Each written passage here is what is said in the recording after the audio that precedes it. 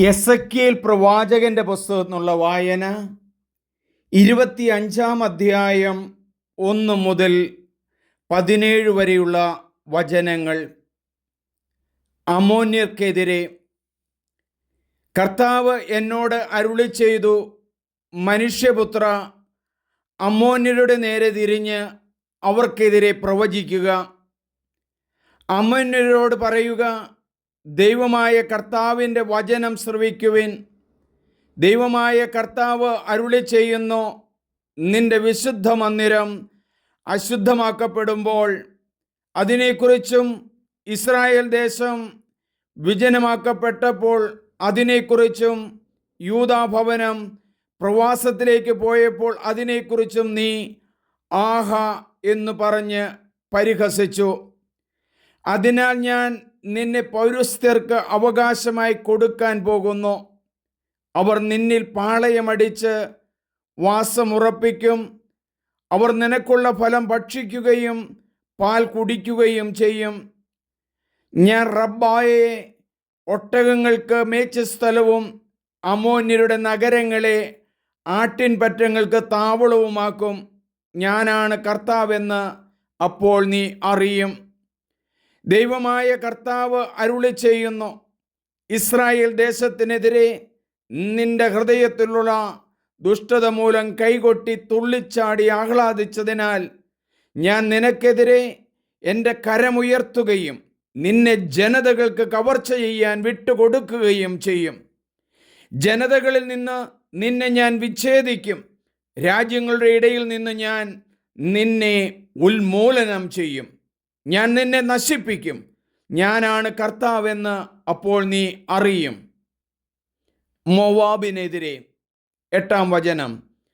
ദൈവമായ കർത്താവ് അരുളി ചെയ്യുന്നു, യൂദാഭവനം മറ്റു ജനതകളെ പോലെയാണെന്ന് മോവാബ് പറഞ്ഞുകൊണ്ട് മോവാബിൻ്റെ പാർശ്വങ്ങളായ അതിർത്തി നഗരങ്ങൾ ഞാൻ വെട്ടി തുറക്കും. രാജ്യത്തിൻ്റെ മഹത്വമായ ബേത്സിയ, ഷീമോത്ത്, ബാൽമേയോൻ, കിരിയാത്തായും എന്നീ നഗരങ്ങൾ, അതിനെയും ഞാൻ അമ്മോന്യരോടൊപ്പം പൗരസ്ത്യർക്ക് അവകാശമായി കൊടുക്കും. അത് ഒരിക്കലും സ്മരിക്കപ്പെടുകയില്ല. മോവാബിൻ്റെ മേൽ ഞാൻ ശിക്ഷാവിധി നടത്തും. ഞാനാണ് കർത്താവെന്ന് അപ്പോൾ അവർ അറിയും. ഏദോമിനെതിരെ 12-ാം വചനം. ദൈവമായ കർത്താവ് അരുളി ചെയ്യുന്നു, യൂദാഭവനത്തോട് ഏദോം പ്രതികാര ബുദ്ധിയോടെ ക്രൂരമായി പെരുമാറിയിരിക്കുന്നു.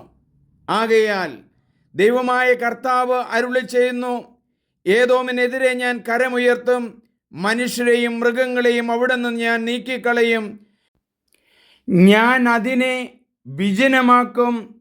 തേമാൻ മുതൽ ദാദാൻ വരെയുള്ളവർ വാളിനിരയാകും.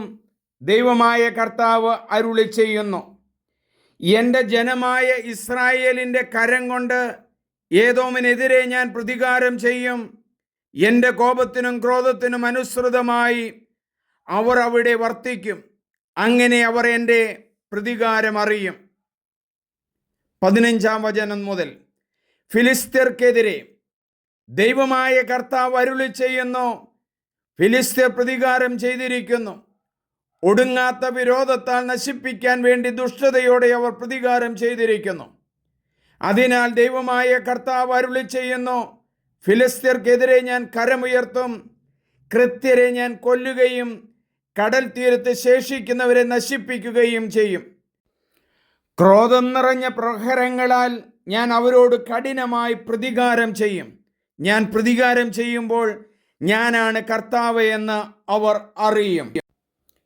ഇസ്രായേൽ മക്കൾക്കെതിരെ പ്രവർത്തിച്ചവരാണല്ലോ അമ്മോന്യർ, മോവാബ്, ഏദോം, ഫിലിസ്ത്യർ.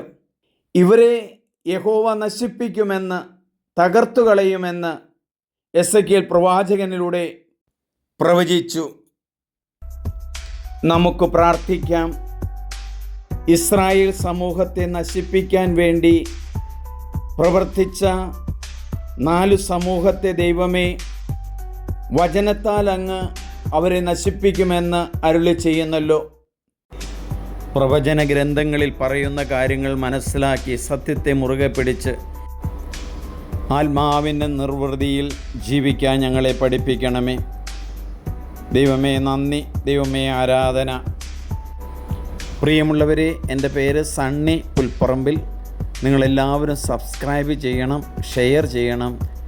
വചനത്തിൽ വളരാം.